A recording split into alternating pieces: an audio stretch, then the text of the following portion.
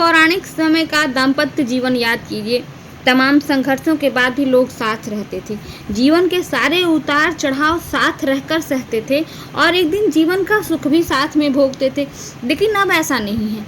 अब तो इतनी अपेक्षाएं हैं कि शुरुआती समय में ही दाम्पत्य जीवन कड़वाहट से भर जाता है। बस एक बोझ रह जाता है जो लोग किसी तरह ढोते रहते हैं या निभाते रहते हैं। अंततः उससे भी अगर ऊब जाते हैं तो फिर तलाक तक स्थिति पहुंच जाती है। तो ऐसा क्यों होता है? क्योंकि हमारे भीतर वो उतना धैर्य नहीं रहा, हमारे भीतर उतना समर्पण नहीं रहा, उतना प्रेम नहीं रहा।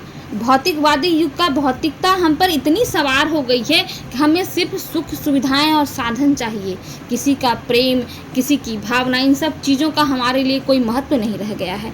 तो आइए इस चीज़ का, इस कलयुग में इसका क्या उपाय है ये जानने का प्रयास करते हैं, क्योंकि पूजा सबसे बड़ी शक्ति है। तो राधा और कृष्ण प्रेम के सबसे दिव्य स्वरूप हैं।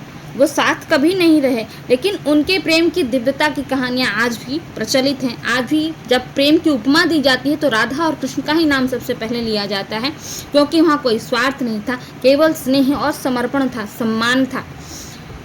तो आजकल हमारे संबंधों में सिर्फ अहंकार रह गया है। उपाय क्या करते हैं? प्रत्येक शुक्रवार सुबह स्नान के बाद आप राधा कृष्ण की प्रतिमा का पूजन कीजिए, उन्हें पुष्प समर्पित कीजिए, गुलाब का, कमल का, घी का दीपक जलाइए और राधा कृष्ण के मंत्र का जाप कीजिए।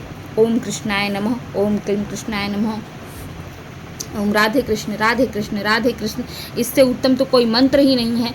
इस मंत्र का आप जाप कीजिए 108 बार, नाम संकीर्तन की तरह जप कर लीजिए। उसके बाद पति पत्नी कुछ देर समय बिताइए साथ में, एक दूसरे का सम्मान कीजिए, एक दूसरे के लिए पूरी तरह समर्पित रहिए, एक दूसरे का सुख दुख में साथ दीजिए। यही सबसे बड़ी ऊर्जा है दाम्पत्य जीवन के लिए। आप दोनों एक दूसरे के साथ समय बिताइए, एक दूसरे की प्रशंसा कीजिए, एक दूसरे को अप्रिशिएट कीजिए। शुक्रवार को एक भगवान को भोग लगाइए मिठाई की और एक दूसरे को भी खिलाइए।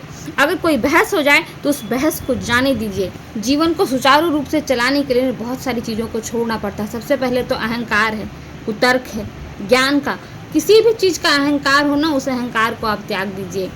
और ये भी मान के चलिए, जिस चीज़ की इच्छा है वह इच्छा भी स्थायी नहीं। वो इच्छा पूरी होते ही आपको कुछ और चीज़ की इच्छा हो जाएगी।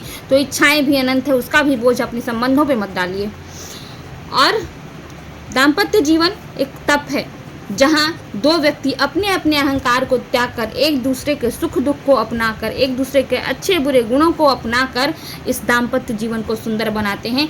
प्रेम वहीं टिकता है जहाँ पूजा और समर्पण का भाव होता है। राधा कृष्ण।